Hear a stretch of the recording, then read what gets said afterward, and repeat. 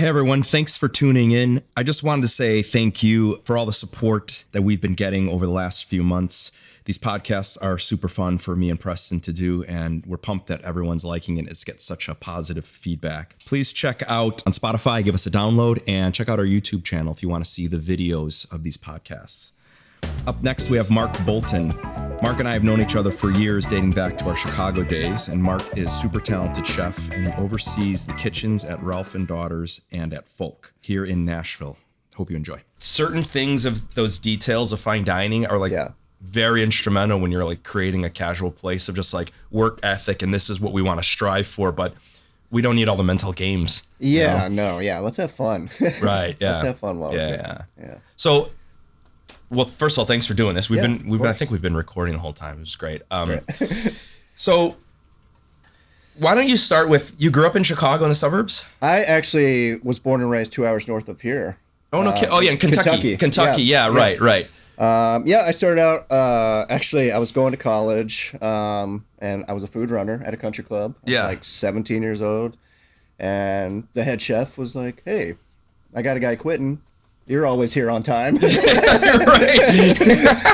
want to try cooking? And I was like, yeah, I kind of hate wearing this tie every day. Absolutely. Yeah. And I did that for like 2 years, a small hometown. And then he basically was like, he showed me the French Laundry cookbook. He had these books in his office, and I'm like, what's that? And he's like, take it home, read it. And I'm like, what? I don't even know what this is. Correct. Like, how can you make food look like this, basically? Yeah. And it just like opened my brain to all these things.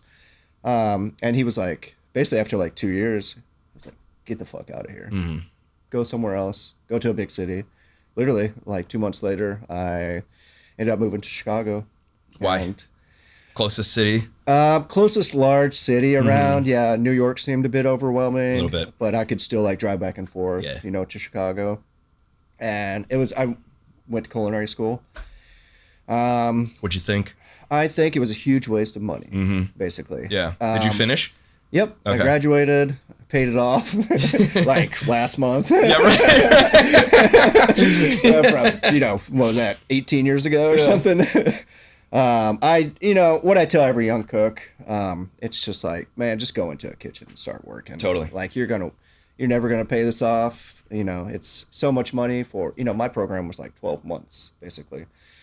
But I had, experience before, and it kind of just, it seemed like a waste of time for me. You learn exponentially quicker being in a kitchen and the environment, doing those things, it's repetition. It's doing those things every single day. Well, you learn it's just culinary school isn't on the job training.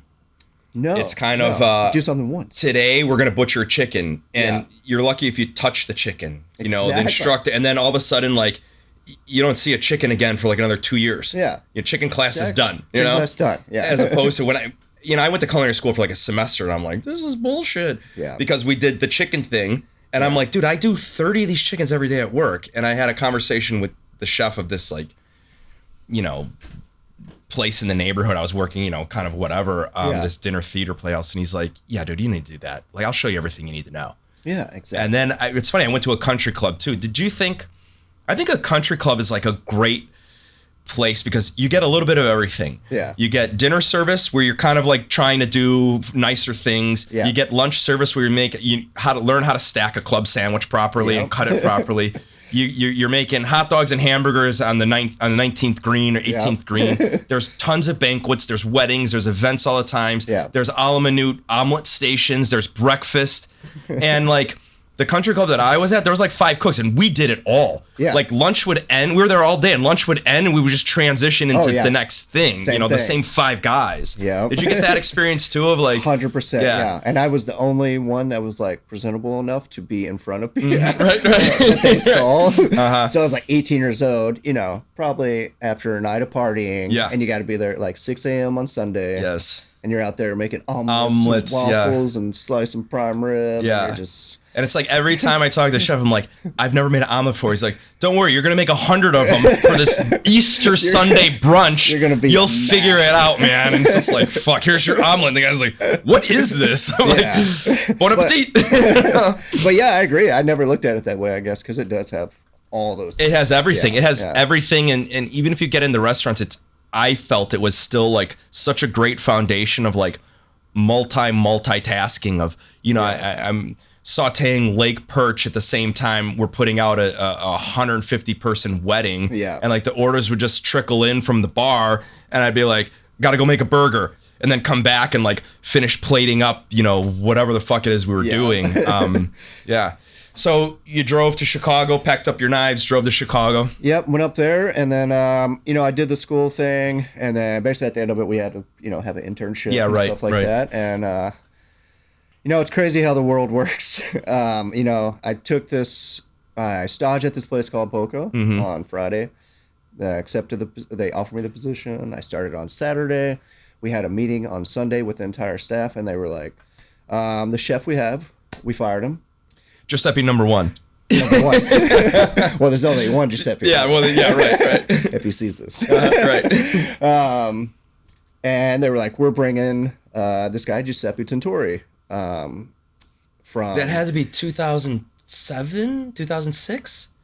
Yeah, right somewhere around there. Yeah. And they were like, he's spent a dozen years at Charlie Trotters, and I knew what Trotters was, and I was just like psyched, scared, couldn't wait, wanted to leave. I didn't know what was going to happen. Shitting my pants. Yeah, I had no idea.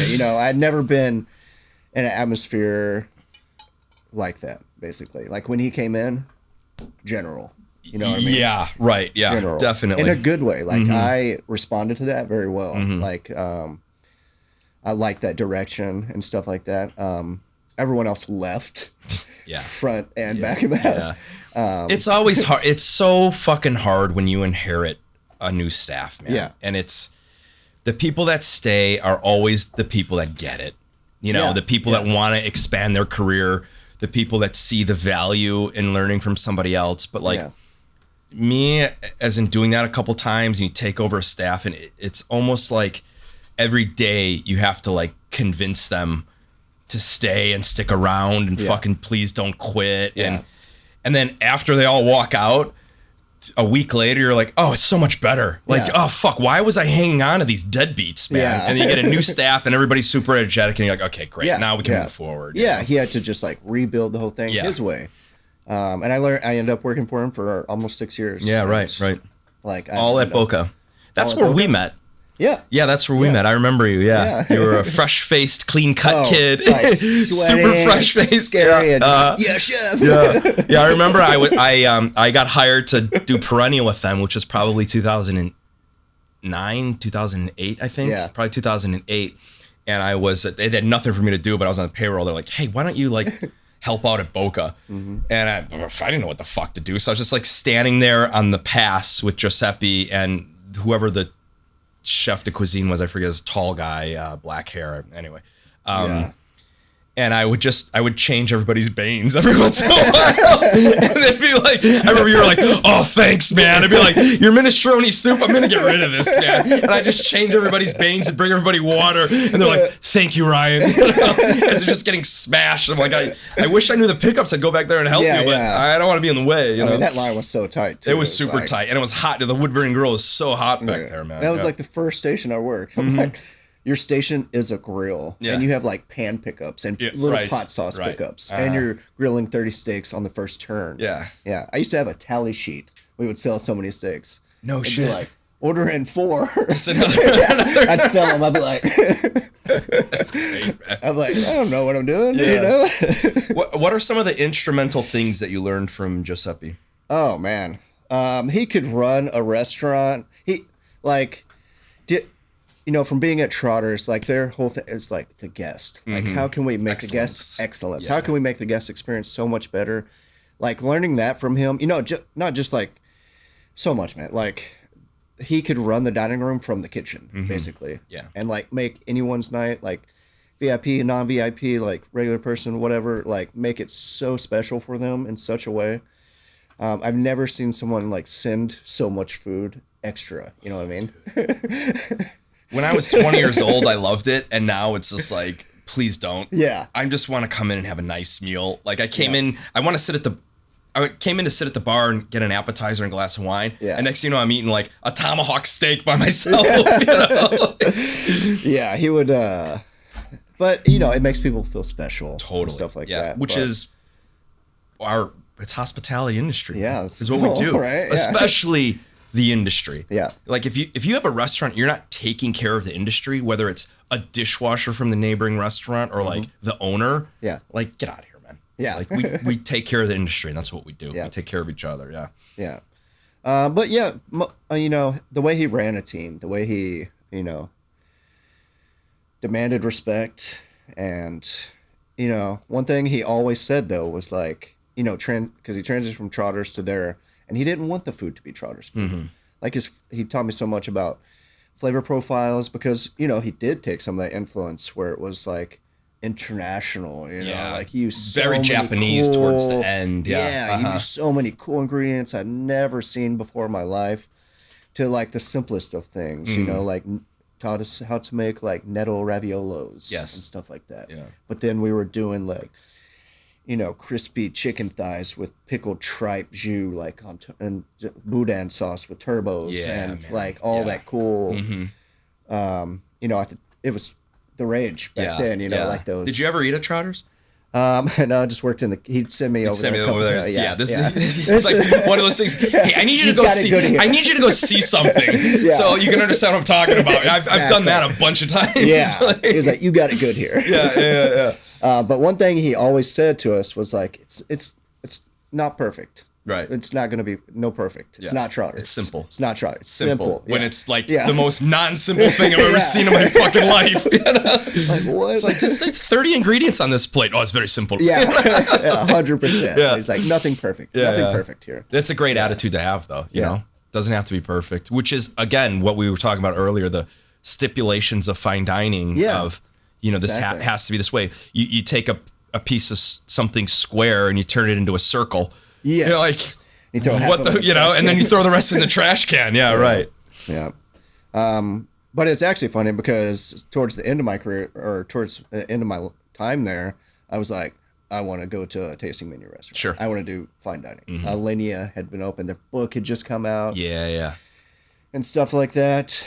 And I was like, I want to do this. And at that point, he was like, you need to leave. There's more for you go see out something there. else. You're young, all this stuff. And like the next part of my career was like the toughest thing I've ever had to do in my career. So they were hiring at Alinea. I was like, yes, the book came out.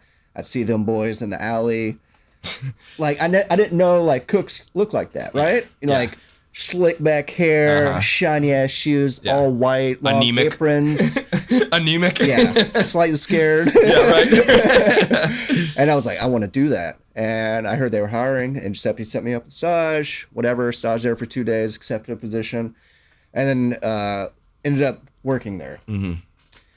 I knew like at that point what I needed in my career to like move forward and to like influence myself and stuff like that. And after like 2 weeks, I realized that, no disrespect to them or anything that they do, it wasn't for me. Sure. I wanted something different. You know what I mean? And the hardest thing I've ever done in my career is I had to walk back next door to Giuseppe, and he looked at me. He was like, "What's wrong?" And basically, I was like, "I don't think I can want to do this anymore." He was like, "Okay." Yeah. He was like, "We'll find you a home." He was like, "It's so funny you bring that up, and I think this is a super important point." Greg Vernick.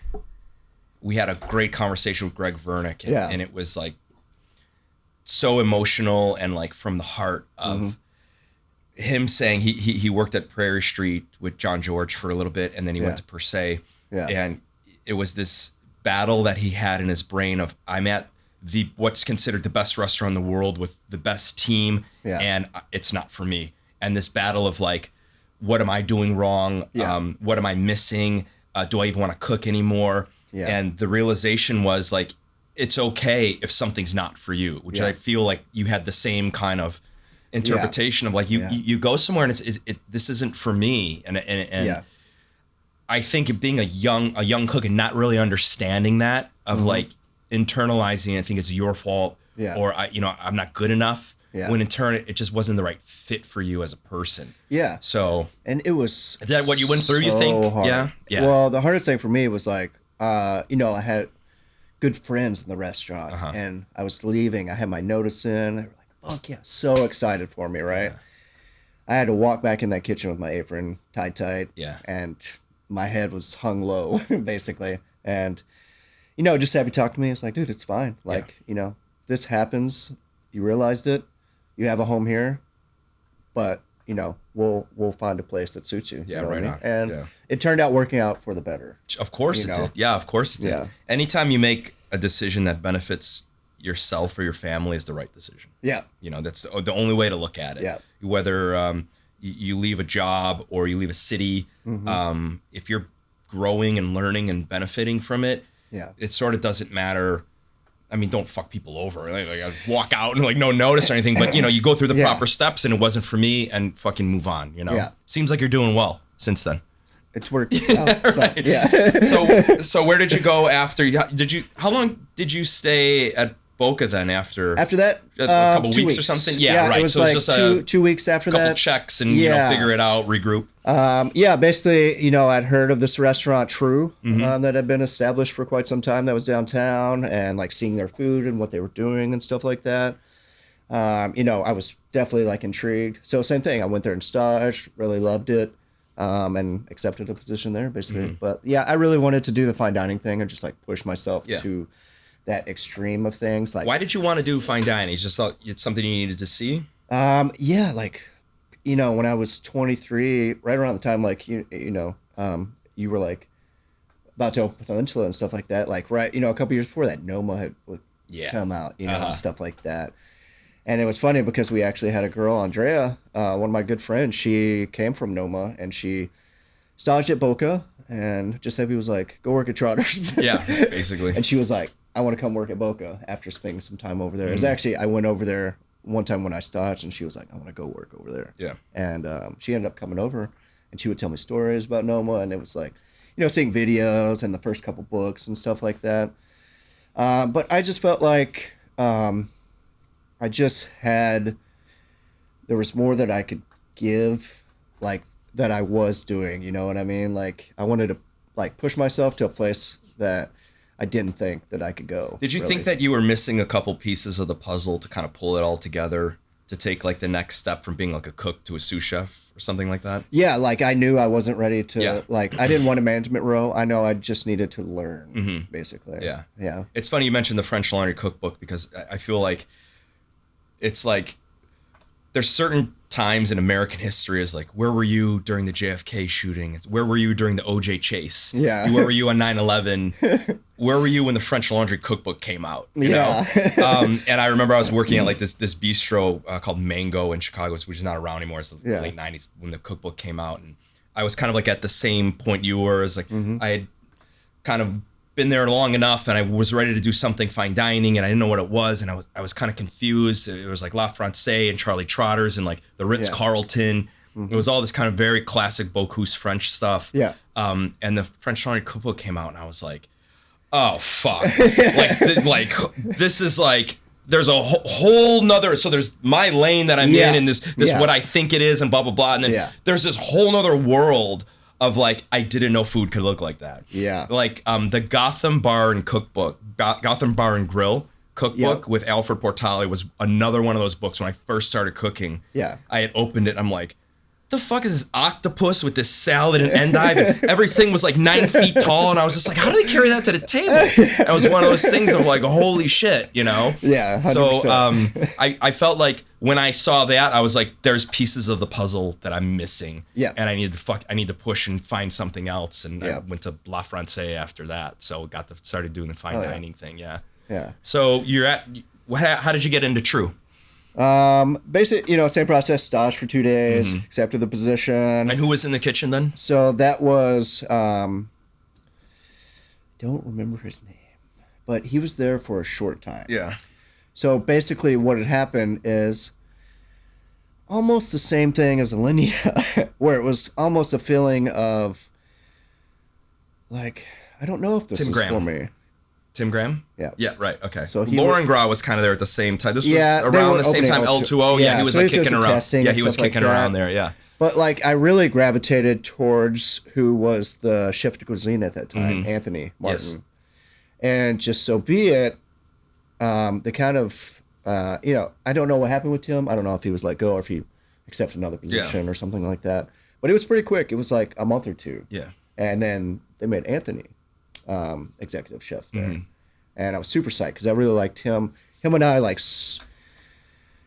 you like find people in the kitchen that like have the same push and drive as you, and you want to like push each other. Yes. Like, we're gonna clean the hoods together tonight. Yes, And definitely. shit like that. You like, you gravitate towards those people and stuff like that. Like we're gonna clean out this cooler tonight. And like me and him, even though I was like a young cook, I could see like that drive in him and stuff like that. And once he took over, it was like, okay, now I feel a lot better because I did have those apprehensions and stuff like that with like. Well, Tim went on to. Tim's doing well. He went on to do the Langham Hotel. I think Yeah. was And super he'd been there successful. for a long time. Yeah, he had been there for a long time. Yeah. He has a super successful career. Yeah. So, yeah. And then Anthony kind of he made me a sous after like a year, and I got to see a whole different side of things as far as it just was me on a station before, where it's like I'm in charge of everyone else in the kitchen, kind of thing, which was great for like that's the hardest part, right? It's like managing people, and his drive and intensity was that of Giuseppe's, like when he started at Boka. Like he was a workhorse, it was like probably the hardest job I've ever had. But I came out of that just like I can do anything. Right. Man, like it was tough. It was bad days, really, really high highs, really low lows, you know what I mean? In that world. But like he was always there, like with me, through all those things. There wasn't 7 sous chefs, there wasn't 2 executive chefs, there wasn't like someone above him making dishes. It was his food. His background was Joel Robuchon and Gunther Seeger. Yeah, Gunther Seeger, man. Like he was Gunther Seeger's CDC at like 20 years old. You know what I mean? And just the stories that he told about his career coming up, and I definitely I love the fact that I was kind of brought up in the old school mentality a bit, because the next generation, it kind of, it slowly kind of started to fade away a bit, and it's, I love that I have that in like my history. Yeah. I call it the era of the game show chef. You go on TV, you win something, and then, you have a restaurant or whatever, and not taking anything away. Some of those people are extremely talented, but the industry really, really shifted from the essence of Emerald when that Food Network first started to like, wow, this is like, instructional cooking and how to do it. And then it became a game show contest. Yeah. And just everything is like, well, what the fuck are we doing, guys? So you had how long were you at True? You had a successful... Almost 6 years. 6 years. And then were you there when it closed? It closed, right? It's not around anymore? Or? It's not. Well, I left. I went to San Fran. Yep. I was just wanted something different. I had been in Chicago for almost a dozen years at that point. Yeah. I wanted to see something different. So my girlfriend and I were like, San Fran. Yeah. Duh. Yeah, like, of course. Why wouldn't you, Yeah. And we had never been there. So we went out, visited, and staged. And there was really only, 3 places that I was looking at. One, the number one spot was Central Kitchen. It's Fly and Water's sister restaurant, Fly and Water. Always looked up to them. And but I didn't have like the huge pasta experience or anything like that. But I really loved what Central Kitchen was doing because they did have pasta program, and I really wanted to, get into that. And I love what Thomas was doing and the path that he was setting and stuff like that. And, I went there, I staged, we went to the market, and I was just like, this is like, please let me work here. And I was hired as a sous chef. And then Ryan he was the culinary director of the group. He was opening Spanish restaurant Ache at the time. Right. Yep. So like after 2 months, they offered me the CDC position, and I was like, yeah, absolutely, that's what I was looking for. Yeah, that's what I was looking for. And like we had talked about before, you know, transitioning out of the like fine dining tasting menu aspect side of things into a more casual. You know, you have a kitchen of 4 people, like with a California vibe. You know, yeah.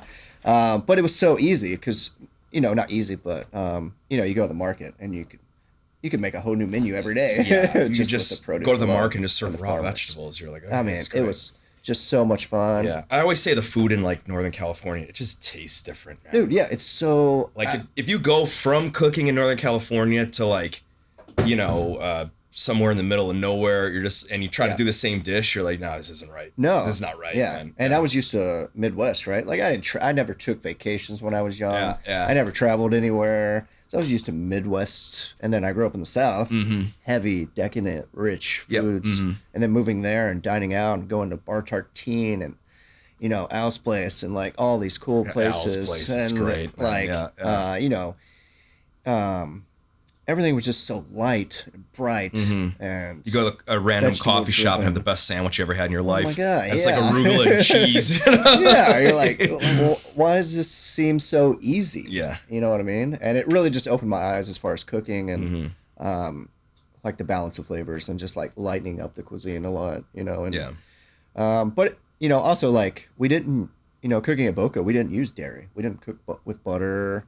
But then, you know, at True, we cooked with a lot of butter. Yeah. But yeah, and then at Central, what was it? A mix between? I mean, it was kind of French influence there, right? Yeah. Definitely like some Asian influence too, like with the ingredients there and stuff like that. I feel like a lot of those San Francisco restaurants are like Italian offshoots, so it's like Italian base, and then wherever they want to take it from there. You know, it just makes sense. It's almost that like Italian mentality of like, we have this beautiful tomato, we're not going to do too much to it, but you know, we are gonna blah, blah, blah, blah, blah, you know. Exactly. Yeah. And you know, it's really where I started. I love the fact that they built like a larder, like a pantry, like a preservation program, I guess. And you know, in my past, you know, I was a cook working a station. I always try to do these little projects and stuff like that, both at True and Boka, and a lot of times it ended up being stupid. You know, right. We're never going to use this, but you know, I was at least playing around with the idea. But there, I got to like really delve into the things, and they kind of already had it like going a bit, and then to like be able to like build that up and like incorporate that in dishes and like teach cooks how to like season with those things, you know. And it wasn't in every aspect of everything, but you know, it was a lot of like the sustainability side of things being there and stuff like that, you know. But yeah, I really enjoyed my time out there. But basically, I worked there for about 2 years, and then I came back to Chicago and met with John Shields. Sure. Basically, about you know, he's opening Smith, which was, you know, fine dining upstairs, Loyalist downstairs, and I was very intrigued. And like, you know, I knew about John. Yeah, of course. Who didn't? You know, like he was like also a great dude. Like the underrated player of the fucking year, right? Yeah, right. Like, I'd never tasted his food, and just like seeing the things that he did, like in Virginia at Townhouse, and like knowing his background and stuff like that, like I'm like, I want to work for this guy. Sure. Like he's opening his dream basically, and met with him, you know, quite a few months before they opened, and we had some meetings just to, you know, go back and forth. It was like a stage out of the kitchen, basically. Right. And we got along really well together, and he ended up offering me a position a few months before they opened. So basically, I like went back to True. It was funny because they had 1 Michelin star forever. We fought for 2 they did forever. Yeah. And they were like, we're gonna close this restaurant on this date. And like, I don't know, 6 months before that, they were like, here's 2 Michelin stars. Yeah. And basically, it's a corporate restaurant, you know, let's entertain you. So they were like, we're gonna keep it open for another year. Yeah, we'll ride this. There's money to be made. Wait a minute. Yeah. And basically, I touched base with Anthony, and I was like, hey. He was like, yeah. Like, you can come back. And I spent like 6 months there. Mm-hmm. And they, is this when they turned the pastry area into the burger shop? Oh, that was long. Yeah, was that when you were there the first time? When I first started, yeah, they did that. Yeah. I mean, maybe 2 years in. Yeah. At the first time, it was pretty quick. Yeah. Mm-hmm. But yeah, it was, they closed shortly after. And and then we started opening the Loyalist with Shields. Yeah. Successful run there. How long were you with John for then? I was with him for about a year and a half. Mm-hmm. Yeah. And then basically just got the itch. I just wanted to get out of Chicago. Makes ultimately, sense. Yeah. I love working with John and, finally getting to like, he taught me like the organicness behind things. Like I came from like very structured, this can't deviate from this for like so long, you know what I mean? And he taught me like, this isn't great. Let's flip this and we're going to start over in the middle of service. Yeah. You know what I mean? So that's, I think a lot of people, I went through that a lot too. Like, as great as the French Laundry and La Francais were, but it was like the military. And when you try to break out of that, there was like a battle going on in my head of like, I want to be free form and I want to be, freestyling shit and kind of organic like you spoke of, but I gotta, I might get in trouble, but it's like, I'm the only one running this place. Who's gonna get in trouble? So did you have that kind of like break in your brain of like, this has to be structured in a certain way and I can't deviate? Like, how did that process in your brain go? And what were like the things that you either learned or you did to help you break through that? And obviously John's a great guy to kind of take you by the hand and be like, no, we're not doing this. Let's do something else. Yeah. And, he gave me full reign of the menu and stuff like that. And we tested dishes together. But then, Loyalist opened first and then Smith went right in like 8 weeks after that, they opened up and it was just, it was busy. It was a lot. I would basically like bring him dishes. We would talk about stuff and I wanted his okay before stuff hit the menu basically. But to separate that, the biggest thing for me was like, he taught me so much how to cook and how to think. And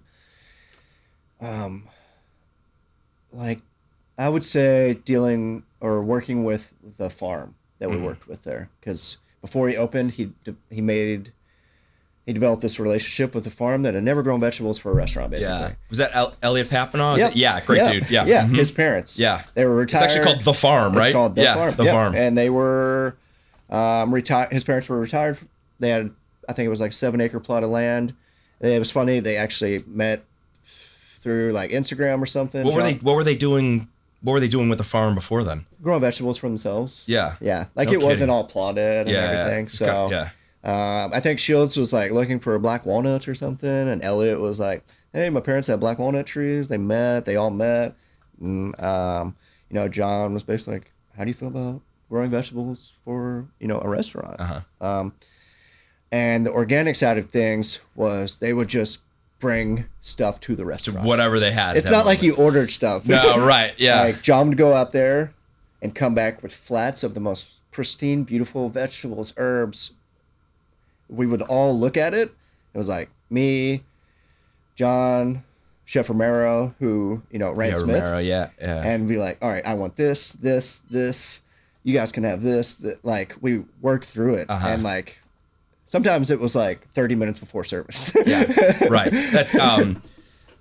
Who was we talking to, Preston, that was, like, the box of fish that would come from Japan? Alex Talbot from Ideas in Food. Yeah. When he worked with Ken Oranger. Yeah. I think it was at Radius. It was like every Thursday or Friday. I think he called it like the fuck you box or your fuck box. And it was this box of fish that would come from Japan of like things nobody's ever seen, like needle fucking eel and like whole sea urchins. And it would show up at like 4:00. And it was like Ken would come in and he would just start making new dishes and he'd be like, here, I need this, I need that. And basically what you just said is everybody would kind of grab something and not know what to do with it. Yeah. And during service, they'd be making these new dishes. And it was just like, every Thursday was like the worst day ever because service is going on crazy, it's busy. And like, he's on your station rifling through stuff. Yeah. But I think that's fun. Oh yeah, it was it was awesome. It was such an eye-opening experience. And so what were like what were some of the vegetables that they would show up with? Like, well, you know, was there anything you're just like, what the fuck? Oh yeah, man. And I'm sure it was like all just like dirt hanging off of the roots. Oh yeah, yeah, very much so. Like, is this a weed? What is this, man? It was largely like the herbs, flowers, greens kind of side of things that John had a lot of experience with. That was something like very near and dear to his heart. He like always processed like all the greens and herbs for Smith, and like seeing him do it, you know, he would have like 50 Yakumi pans laid out, and just like he had a vision for every single thing that he saw. And yeah, it was mostly that side of things, is like the greens that they grew, because he knew all these heirloom varietals of stuff, and they were able to like find the seeds for them. I'm like, what the fuck is this? Like trying stuff. And and we like shared a walk-in cooler the size of this room for 2 restaurants. Jesus, man. And we were both bumping. Yeah, Loyalist is a busy restaurant. Yeah. But yeah, I loved it, man. I absolutely loved it. Yeah. So why'd you leave? To get out of Chicago, you know. Right on. Just, couldn't handle the winters anymore, huh? I love the cold. I want to move to the middle of the mountains somewhere. I don't. Sometimes I think I didn't move far south enough. Yeah. Like if I could do it over again, I'd probably be in Mexico City, being like, it's fucking freezing here, man. It was just I hit a point where absolutely no disrespect to any restaurant in Chicago or any restaurant group or anything. It just became oversaturated and monopolized with the same restaurant groups opening the same conceptual restaurant. It's like they open a ramen restaurant. We're gonna open a ramen restaurant. They're gonna open. There's a lot of ramen restaurants in Chicago. Yeah, and there's great restaurant groups that don't do that. Yes, the Pocahontas, the Boka groups. You know, there's plenty of places that don't do that, but like there's so many large restaurant groups that are doing that, you know, are paying cooks $30 an hour, which is great. But like, for me, I really wanted to work for, chef-driven, independently owned restaurants. You know, you don't have the corporate aspect to it. Support small businesses. Yes. Mark Bolton supports small businesses. He approves this message. 100%. I just felt more happy in that realm, I guess I would say, because, I never worked for 2 corporate restaurants. You know, True was like maybe the largest corporate but that's restaurant. Like the pinnacle of corporate, man. That's you know. But it was True. It was kind of like, it wasn't Joe's Stone Crab, it wasn't Union, you know. You ever work in a Union hotel? Jesus Christ. Man. No, I actually started getting tattoos on my hands so that I would never have to do that. You come in for the interview, walk in, walk right out. Yeah. But yeah, I don't know. It's just, there's a lot of options in Chicago to eat, but I just hit a point where, I just wanted to get out of that city again and, see the world, because the first time I had done it had been so eye-opening and such a good experience, like moving to California and stuff. And, my wife now, we visited once and fell in love with the city. We were just like, oh, this is cool. It's Nashville. You're talking about Nashville. Nashville, yeah. And it was small enough where you could see the growth that was going to happen. Definitely. Basically. And this was, 6 years ago or so. Yeah. And it has grown since then. And it's only going to grow faster and faster. I agree. And basically, I only had interest to work at one restaurant, and that was Rolf Daughters, basically. You know? And just so happened they were looking for someone to run the restaurant. And I got in touch with Phil and was able to have a phone call with him, and we talked for almost an hour, and I feel like we connected immediately. And the things he was looking for were the things that I wanted. And I wasn't able to come up here and do a stage and see the restaurant. And I was very fortunate that he offered me the opportunity, sight unseen, basically. Or no, he actually, it didn't work out for me to come here. And he was like, you know what, I'll come there. Right on. That's great. He was like, I have a trip coming up in like 3 weeks, and I'll come into Loyalist and eat. We can meet, and Yeah. And it was cool because it was like, it was like doing a tasting for someone, I guess. Yeah. And in my kitchen, it was Right. like I was like going to someone else's kitchen Right. doing where how stages. Yeah, which is like, where you're like, you where go, the fuck is the salt? you're right. You go and you do an offsite event or you do a stage in the kitchen and you're like at your best, you're at 70%. Yeah. Like this is my best. Yeah. It's like 50, 60%, Exactly. Yeah. Where's the salt? Where's the bathroom? I haven't drank water in like 10 hours. Yeah. 100%. Yeah. So I felt fortunate for that. And, we talked and felt like it was a good fit. And he offered me a position, which I feel grateful for. And moved up here probably 6 weeks later. Yeah. I'm not saying that Rolf and Daughters was one of the reasons that I moved to Nashville. Yeah. But I did the stage of the Capert seat, and then I didn't know anything about Nashville. So I just walked around the city. So I walked from Midtown and I walked all the way like downtown, and I went to just walked up and down Broad. I just walked for a couple hours. Yeah. And then later that night, I kind of was asking everybody, where should I eat? And I was like, yeah, go to this place, Rolf and Daughters. And I was like, all right, fuck it, whatever. I never heard of this place. And I sat down at the bar, and I ordered a bunch of food, and then I ordered all the pastas. And it wasn't, I'll take all 4 pop by myself. I was just like, I was having such a good time. Hell yeah. And I just got done with the tasting, and I thought I crushed it. And I was walking around the city, and it seemed fucking cool. It had like a buzz to it. Yeah. And I show up at this restaurant, and I was like, looking at the menu, I'm like, this fucking place looks awesome. Like at the time, I didn't know much about Nashville. I just knew that a 20-seat restaurant that was an open kitchen where that's kind of the job that I was looking at, like Blanca, those places. Momofuku Co. Like those. Yeah. Not saying I was going after those jobs. That's the type of job that I wanted. I wanted something very small that I could be involved in the service, and Capert was one of those. And I kind of just strolled up to Rolf and Daughters, looked at the menu, I had a couple bites, and then I'm like, I ordered the one pasta and it came. And then I'm like, hey, let me get this other pasta. And the bartender was like, I was sitting at the bar. I was like, okay. And then I ate that one.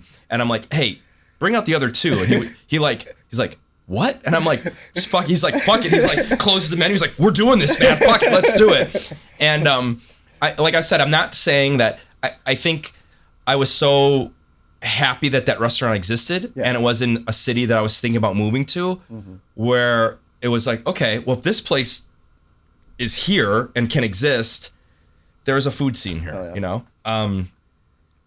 If I didn't eat there, I'm sure that I still would have moved to everything, but it just made it a little bit extra. Yeah. And Jesus, I've eaten at that restaurant fucking 20 times, maybe more. Yeah. And it's always good, if not better than the time before. And I love bringing people there and be like, dude, we gotta fucking get this, we gotta get that. It's just a solid restaurant. It's been 11 years now, 10 years, 10 and a half years. Yeah. Like, what a run. Yeah. Yeah. Like I said, I feel very fortunate when I first stepped in too. It's just like you said, like the demand that was there, and like the name that Phil had made for it, and the consistency side of things. Right. And I just wanted to like continue that name for him and stuff. And, like you said, make it better for the person each time. Like just get better the next day than I did the day before. Yeah. Yeah.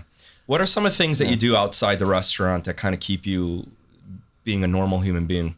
Normal. Family. Loosely normal. Yeah. You just had a baby. Just had a baby. Congrats. Yeah. My wife and my 8-month-old baby. Thank you. Yeah. Right on. That keeps me pretty busy these days. So what is the transition like from, overseeing? You oversee 2 restaurants.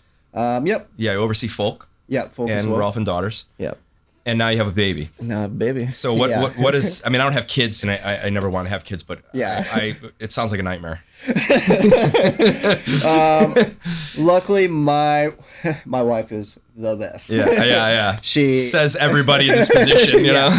Yeah, she is the absolute best as far as like a support system, and Phil as well. He's got a bunch of kids too. He's got 2 daughters. Right. And he. When I was first moving into this new position as culinary director, it was, 6 months before my daughter was born.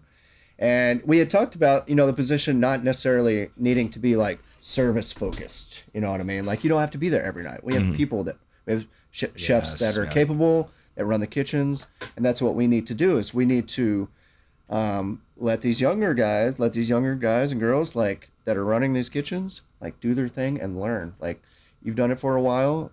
Now I kind of want you to like see between both, but like, you know, let them have their own, like find their own path and stuff like that too. And you just, you don't have to be there every night and stuff like that. So it did like free me up to like have some nights off. Where you're like, I don't understand the words that are coming out of your mouth. Was the hardest thing I've ever done is to like make that transition where, you know, you come in earlier, but you're piecing out at like service time. It, you know, you feel this huge like guilt and like 100%. What? So it's also weird. It's like, what do I do with myself? What the fuck? It's Saturday at 6:00, and then sometimes I forget like. And it's just like, oh, I have tonight off. Let's go to a restaurant. And I go to this restaurant, and there's like people hanging from the rafters waiting for a table. I'm like, what's going on in here? Yeah. They're like, it's Saturday. I'm like, oh, Jesus Christ. I don't even know what day it is. 100%. You know?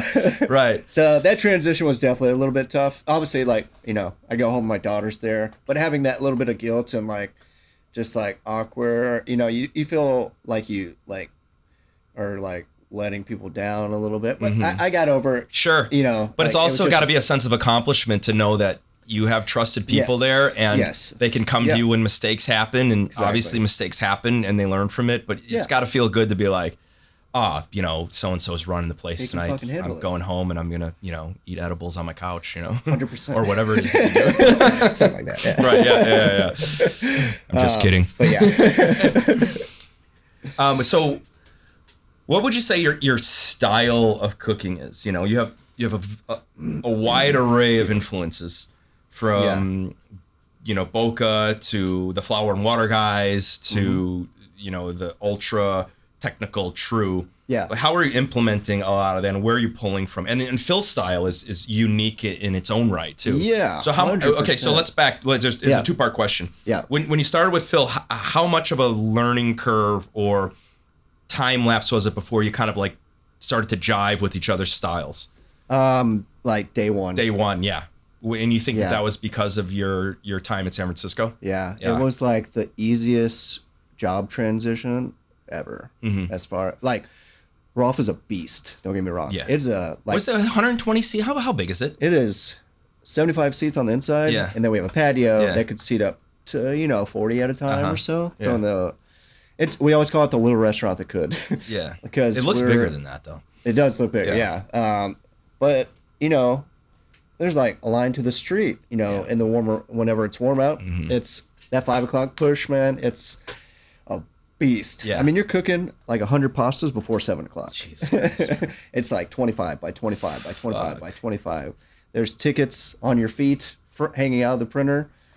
But you're also not doing like 400 covers a night. Yeah. You're doing 220, 230 and stuff like that. It's almost like you have to like adapt the schedule to almost like a kill floor at a slaughterhouse or like the pasta station. All right, you're an hour and a half on and then half an hour off, and another guy comes in. Yeah, 100%. I got to get off the station for a minute. So it's busy and bumping.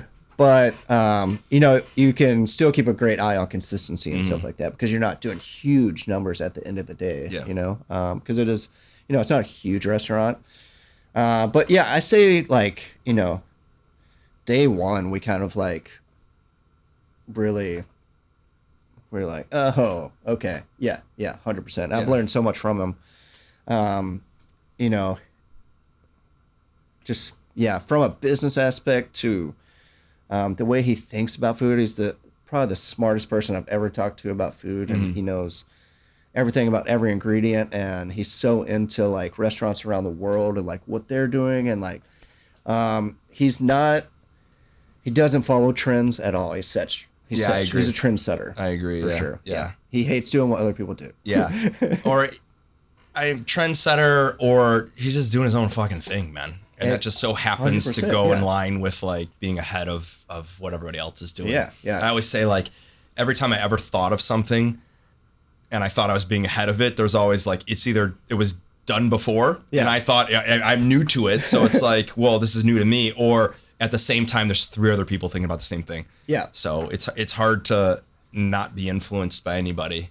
Yeah. It's a hard game to play, but they seem to do it well over there, you know? Yeah, because, you know, he thinks about his guest and his staff first and foremost, you know, like he doesn't think about himself or the ego side of things or like all these things. He's like, what does the guest want? What do we want to eat when we go out? Yeah.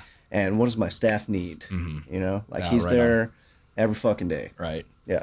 What do you think creativity is on that realm then? Like if you have to like distill it down, like what's being creative? As far as like between the two restaurants or Just in general. Just- like oh, just in if I were to say to you like, Mark, what's your creativity? Like what does that mean? for me, it's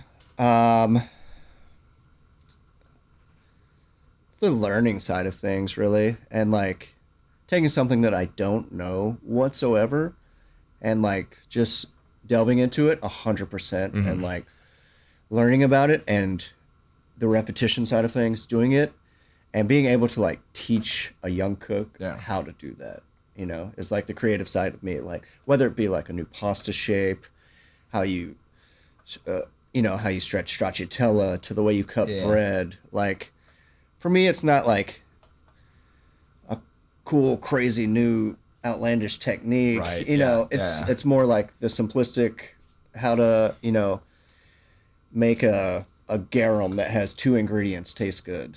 You know what I mean? And how do you implement that in a raw vegetable dish? Yeah.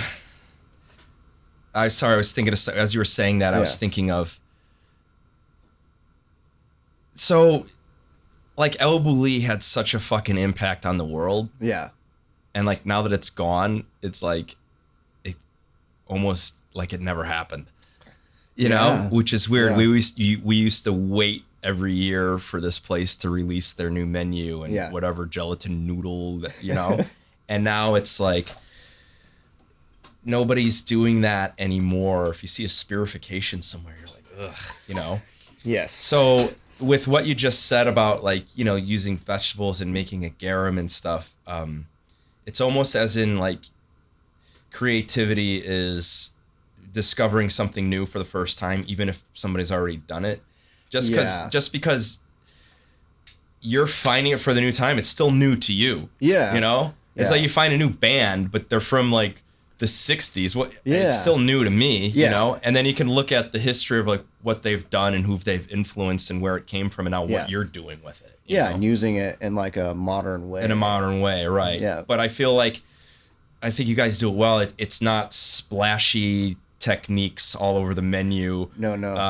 You know, and it's like, oh, we're doing this or we're doing that. It's just like, here's the food that we have. And you get it, you just taste it and you're like, oh, something's different about this. Like, it's this isn't lemon pasta. You know, like what the fuck is this? Man? You know? Yeah. And just like you said, like we get our backbone to our cuisine from our larder and our preservation program. And we don't boast about it. We don't really talk about it. You know, our menu is very You guys making your own koji over there? Or we're not koji yet. Okay, We just don't have the room, Yeah. the capability for it. We make garums and misos and, you know, all these things that we, you know, we spend a long time preserving all these things, mainly for like the colder months like this when there's no vegetables and there's no produce. Right. You can take a sweet potato, you can take a piece of kale, you can take a turnip to the larder, and it's easy. You have 30 dishes that you can play around with in the winter months, you know. But for us, you know, it's not about boasting all those things. It's about sneaking, like you said, like sneaking it in and layering with those flavors, because those techniques have been around for centuries, right? And like all those things have such a bold flavor to them, you know, whether it be like a kale stem you fermented or you know, a piece of sourdough bread that you turn into miso, you know, and we try to just sneak it in where the guest doesn't, you know, it's not necessarily something you can like make at home, but it's not going to be like, say, you know, when asparagus is around, everyone has an asparagus dish, right? Everyone does, yeah. We don't do like weird flavor combinations. You know, we're not going to like grate chocolate on asparagus or something. Right. Or we're going to, but we're going to make this asparagus dish our own. Yes. Right. And different. Yeah. Right. Yeah. And we also tell the servers that too. Like, we don't want to like say these words too much because it can scare people. Because we want to be we're a neighborhood restaurant. You know, we have 2 dishes that are always on the menu that are great dishes. They're also like The chicken, the half roasted fucking chicken, ridiculous. Yeah. and the rigatoni with pork ragu. Yeah. Both from great farms. You know, there's a reason they're on the menu every single day. Yeah. They're also the 2 dishes I never get sick of seeing, tasting, eating, prepping, cooking. Yeah. It's also like a mediator for some people too, where, you know, our parents go in and they're like, what? Yes, The menu is absolutely. very unscripted. Yes. You know, there's not techniques in it. Uh-huh. We don't use words like fermented or pickled, you know, because it can scare people off too. Yeah. Obviously, like we tell the servers, if it's someone in the industry or they ask, like, sure, geek out with them. Totally. You know? Yes. Yeah. Tell them how. If they're asking. Tell them what it is. Tell them how we do it. Like, that's totally cool. But we want to be approachable, you know. But yeah, those, you know, dishes like that, it's like they gain our trust with that. Yeah. You know, they're like, oh, what is all this stuff? I'm just going to have the chicken. And it's like, cool. It's great chicken. Cool. And then they're like, oh, okay. Next time they come back, they might be like, oh, I'm going to try the razor clam crudo. Yeah, you're a little bit more adventurous. Yeah. Yeah. But it's also, like I just said, it's also, you hear an explanation of something and it sounds delicious, and then you taste it and you're just like, it kind of tastes what I was expecting, but it's so much better. And it's not, it's sort of, if you're a savvy diner, it's not what's printed on the menu. There's like so much back end that went into this, and so many layering of flavors to get to that point. You're just like, okay, this is this is different. Yeah, everybody has asparagus, and everybody's gonna do asparagus with morels, but yours is like, oh, this is different. Like, what the fuck did you guys do? Yeah. What is this, man? And it doesn't have to be like weird and outlandish. Right. It's just, or splashed all over the menu, No. like you're beating your chest, you know? Yeah, Which I think is like a young chef's kind of, I need to prove myself kind of thing. Yeah.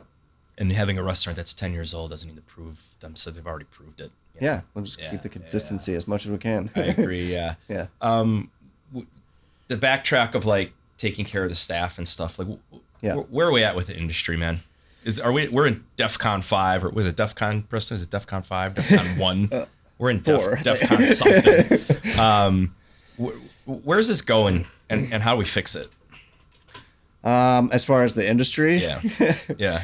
like staffing and all the things. All of it, man. All of it. So I guess if I'm asking, I think, let me tell you what I think is happening, and we can just kind of build on that. Absolutely. Where do we start? Yeah. So when I first started cooking in Chicago, there were like five 4-star restaurants in the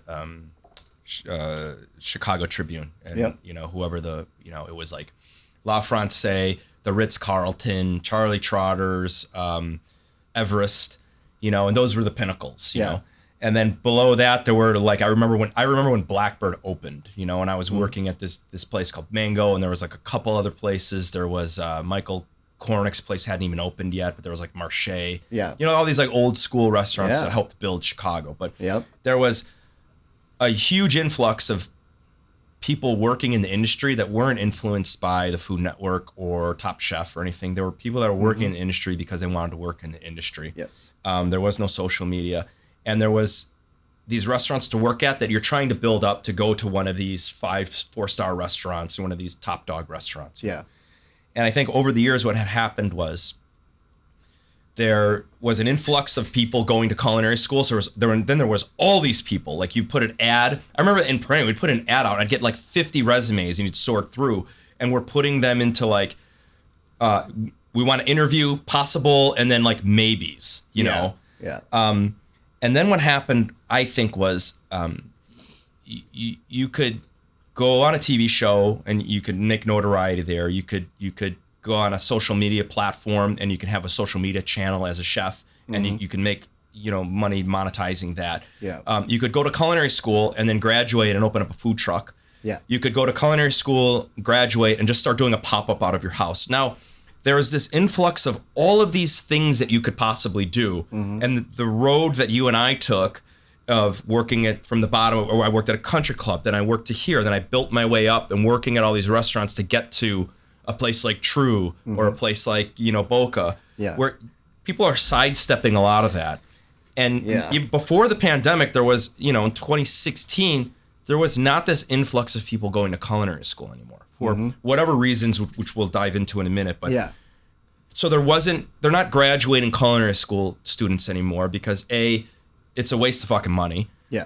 And B, you don't need to do that and you could just sidestep everything. Yeah. And now the pandemic showed those people that were just hanging on to these jobs that were, working 15 hours a day for living paycheck to paycheck. It showed them that, all of the anxiety and desperation in their life was coming from their job. So a mass amount of people got out of the industry. Yes. And this is where we're at now. Yes. So when I ask where we're at in the industry, that's sort of kind of what I'm talking about. Yeah. So what is your take? Yeah, I mean, it's tough, right? It's very tough. It's tough to, work in restaurants with the caliber restaurants that we've worked in and to have that consistency and to find a solid core of people that want to still do that, Yeah. I have complete faith because I will say both crews at Rolf and Folk are those people like us, right. It's getting harder to find those people. I will say that 100%. But they are still out there, yes. They're bangers at both restaurants. Guys and girls that have been there for longevity and they're in it to learn. And, they're not looking to work three days a week. They're looking to be there and be in a busy restaurant and learn and sweat and do what it takes to do that. But yeah, there is so much more opportunity out there for all these other offshoots of making things monetary, the private chef thing, the celebrity thing, everything. Yeah, you can just make sandwiches. Or you go to, a large hotel and make $30 an hour and work 38 hours, right. There's more options now, where it does make it tougher hiring too, for, like I said, independently owned restaurants, it makes it a little bit tough to compete at times, but you really find out who people are. 1,000%. The people man. that come there and they want to work, they want to learn what you have to offer and what you're cooking, mostly because they've come in and they've eaten there, they dine there, they know the experience, and that's who we're looking for. And we're not going to open 10 more restaurants because, myself and Phil, we can't be at all those restaurants. We don't want to spread ourselves so thin that we can't keep an eye on one restaurant because we're at another one putting out a fire or it's, we had, again, I asked this question to a lot of people and the same answers come up, but it's when is enough? Yeah. We're in the middle of opening a restaurant now and everyone keeps asking me, what's the 10-year plan? The 10-year plan is to pay back the investors that I promised I wouldn't lose their fucking money, Yeah. What is the 10-year plan of I just want to make sure this place that I'm opening, that's all I'm worried about. Yeah. And then I see some of these other people that it's they're opening 5-6 restaurants in a year. It's where are you finding people to operate these, man? Do you have a pen of cooks that are just waiting for the phone call, a bullpen? Yeah. Hey Mark, you're up, man. We need you. And it's suit up. Yeah. I don't get it when. Well, I especially to go back to Chicago, not to rag on Chicago, but it's the people that just keep churning the restaurants out. It's another one. We're opening this, we're opening that, and they're not small restaurants, man. No, they're huge operations. Open 7 days a week. And I thought 7 days a week, open 7 days a week. Maybe doing lunch, definitely doing brunch, some sort of late night menu, some sort of happy hour. And it's fuck, man. Just saying that has given me anxiety, man. 100%. Right. So I don't know, man. It's a weird time. I think everything you said is pretty spot on. I feel like we have to be stewards of change. Yeah. But the industry is still so jacked up that even the change we implement, it's detrimental to the business. I would love to pay everybody more money. Absolutely. But that cost has to be transformed somewhere. And we can't sell pastas for $47, because everybody needs health insurance. You can't. It makes it easy. Like, yes, you want to get a health insurance. Absolutely. 2 weeks paid vacation, no problem. 2 days off a week, 100%, making sure everybody's like working out. Do what you need to do. This is a place you work. This is not your home. You could come in and you could be focused as much as you want. You could really push and you could drive it. We can make it something special, but you need to have other things. You need to have an outlet outside here. And going to the bar every night and drinking warm whiskey and smoking a pack of cigarettes is not healthy. And I feel like we've really moved away from, I hope, I haven't been a cook in a long time, but we really moved away from that. And like, it's interesting, the more people I talk to, I stopped drinking. I'm like, yeah, me too. Like, absolutely. I just can't do it anymore. I can't, the hangovers I can't handle, and I need to be focused on stuff. But it's a tough spot, man. Like, it's so many changes need to happen, but it's just a circle. It's a house of cards where if you take one thing away, the whole business is going to collapse because you just want to offer a living wage and like health insurance, man. In a positive, environment. When is enough? I don't know. So what do you think's next for you, man?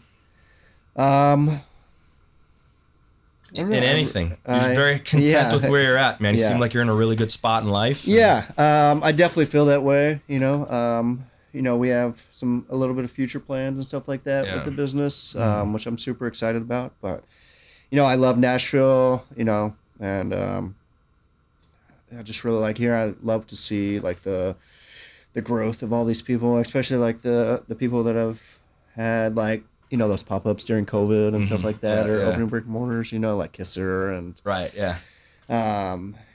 seeing like Black Dynasty open and Bad Luck Burger and like all those places and Red Perch, and there's a laundry list of potential that I feel like wasn't here before, because like when I first moved here, it was like a lot of CDCs moving, like leaving where they were at, but like you didn't hear about anything opening really. So I'm excited to see the growth of that.